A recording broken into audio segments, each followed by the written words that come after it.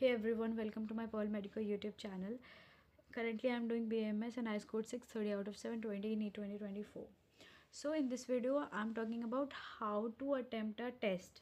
Like, सबका अलग अलग मेथड हो सकता है but in this video I am sharing mine. अगर आपको हेल्पफुल हो तो वो चीज़ें आप अपने टेस्ट अटेम्प्ट करने के टाइम पे यूज़ कर सकते हो. So what I was doing कि मैंने ना एक पैटर्न सेट कर लिया था. कि पहले मुझे कौन सा सेक्शन करना है. आपको भी पैटर्न सेट करना चाहिए और हर एक स्टूडेंट करते ही है. मैं कोई नई बात नहीं बता रही हूँ. पैटर्न सेट करना इज़ मस्ट. और कुछ ना कुछ रैंडमली कोई केमिस्ट्री पहले करता होगा, कोई बायो, कोई फिजिक्स, कुछ भी, ये भी एक पैटर्न होगा.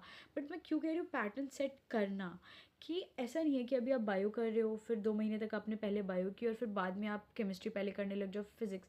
ये आप 1 महीने में 3-4 टेस्ट दो और उसमें बार बार अलग अलग चीज़ें, अलग अलग cycle, like bio chemistry physics, physics chemistry bio, या केमिस्ट्री बायो फिजिक्स, ऐसे करके ट्राई कर सकते हो. लेकिन once you are done with these cycles, एक कोई पर्टिकुलर पैटर्न सेट करो और उसी पे फिर पूरा टेस्ट, मतलब जितने भी टेस्ट होंगे उसी पे देना है.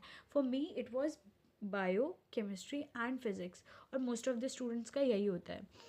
सो पैटर्न सेट हो गया कि आपको पहले क्या करना है, बायो, फिर केमिस्ट्री, फिर फिजिक्स. ये मेरा था, आपका कुछ और पैटर्न हो सकता है. उसके बाद जैसे ही आपके हाथ में पेपर आता है, आप उसको पूरा ऐसे गो थ्रू करके देखो. ठीक है, उसके सारे पेजेस पलट पलट के देखो कि हाँ, ज़्यादा डायग्राम बेस्ड क्वेश्चंस है, लॉन्ग क्वेश्चन है, ट्रिकी क्वेश्चन है, या कैसे किस टाइप के क्वेश्चंस है, मैच द फॉलोइंग ज़्यादा है या क्या है. इस तरीके से आपको करना है, गो थ्रू करना है. टेस्ट में एक पैटर्न सेट हो जाता है कोचिंग वालों का कि ऐसे ऐसे हमें देना है. बट नीट के दिन जैसे हुआ है पास्ट ईयर्स में कि रैंडम ही पैटर्न हो गया है, तो उसके अकॉर्डिंग आपको पहले से ही ये हैबिट बिल्ड करनी पड़ेगी कि आप एक बार देख लो पेपर कि है कैसा. जैसे 2025 में भी कैसे क्वेश्चंस आए फिजिक्स में, है ना, इतने लेंदी क्वेश्चंस. तो एक बार आप देख लो जिससे कि आपका माइंड प्रिपेयर हो जाए कि आपको पूरे पेपर में कैसे रन करना है, कितना आप टाइम स्पेंड कर सकते हो किसी पर्टिकुलर सब्जेक्ट पे. सो इससे क्या होगा ना कि आपको पूरा आइडिया लग जाएगा कि किसी सब्जेक्ट पे आप कितना टाइम डिवोट कर सकते हो. तो वो चीज़ें आप करो. एंड देन उसके बाद क्या होगा कि आपको पेपर को 3 फेजेस में या 3 साइकिल में अटेम्प्ट करना है.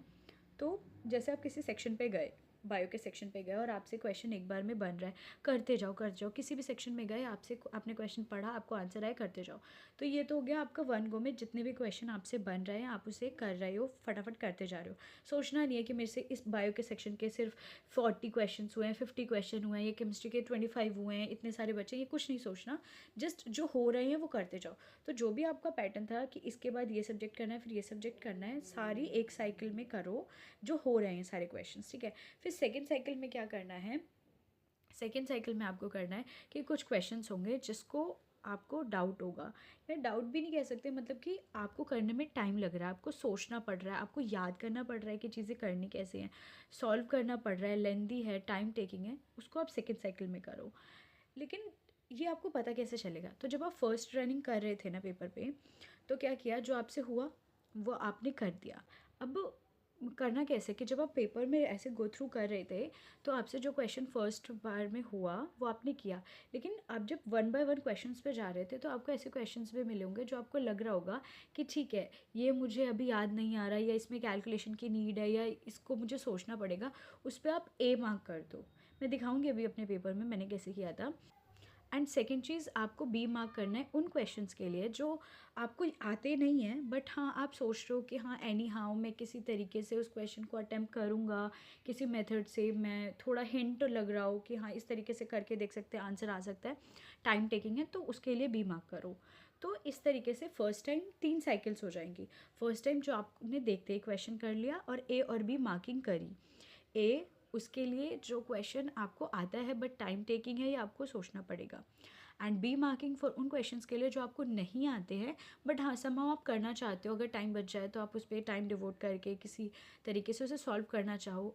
ऑल्दो वो आपको नहीं आते हैं बट हाँ ऐसा होता है कि 10 क्वेश्चन नहीं आते, उसमें से 3 आप कर सकते हो, तो उस टाइम के लिए वो मार्क्स आ जाएंगे. बट बी मार्क आपको ये बाद में बताया गया एनालिसिस के टाइम पे कि आपको नहीं आता था. तो इस तरीके से फिर जब आपने एक रन कर लिया ए बी मार्क करके, फिर जब सेकंड रनिंग करोगे पूरे पेपर की तो वो ए मार्किंग वाले क्वेश्चन करने हैं. अभी बी मार्किंग वाले क्वेश्चन को टच नहीं करना, सिर्फ ए मार्किंग वाले जो आपको टाइम लग रहा था, सोचना पड़ रहा था, ए मार्किंग वाले कर लिया. अब आपके पास कुछ टाइम बचा है तो बी मार्किंग वाले क्वेश्चंस जो मुझसे हुए उन पे मैं टिक करती गई, और जो क्वेश्चन मुझे लगे कि हाँ इस क्वेश्चन में मुझे टाइम लगेगा या सोचना पड़ेगा, उसमें मैंने ए मार्क कर दिया। मैंने उसको किया नहीं, बस ए मार्क कर दिया। इसी तरीके से आगे भी मैंने क्वेश्चंस किए हैं, और कुछ क्वेश्चंस होंगे जिन पे मैंने बी मार्क किया है। लाइक ये वाला क्वेश्चन है, इसमें मैंने बी मार्क किया है, ठीक है। और क्वेश्चन होगा, यहाँ मैंने ए मार्क किया है। इसी तरीके से मैंने यहाँ पे भी ए मार्क किया है।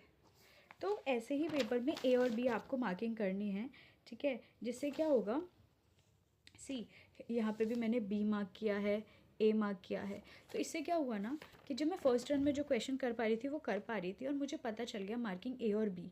तो ए मेरा टाइम टेकिंग वाला क्वेश्चन हो गया, और बी मेरा वो क्वेश्चन हो गया जो मेरे को नहीं आते। इस तरीके से 3 साइकिल में आपको पूरा पेपर करना है, और इसका एनालिसिस में बेनिफिट होता है, और पेपर को करने में भी टाइम सेव होता है, और पेपर अच्छे से हो जाता है। जब आप ये चीज़ें करने लग जाओगे, 1 टेस्ट, 2 टेस्ट, 5 टेस्ट, 7 टेस्ट ऐसे करके जब आप कर लोगे, तब आपको इसका बेनिफिट समझ आएगा कि ए और बी या फिर 3 साइकिल का जो बेनिफिट है वो क्या है। और एनालिसिस के टाइम पे आपको बहुत ज़्यादा अच्छा इसका बेनिफिट पता चलेगा।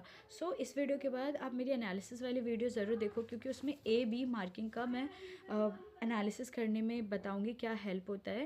And thank you for watching, bye.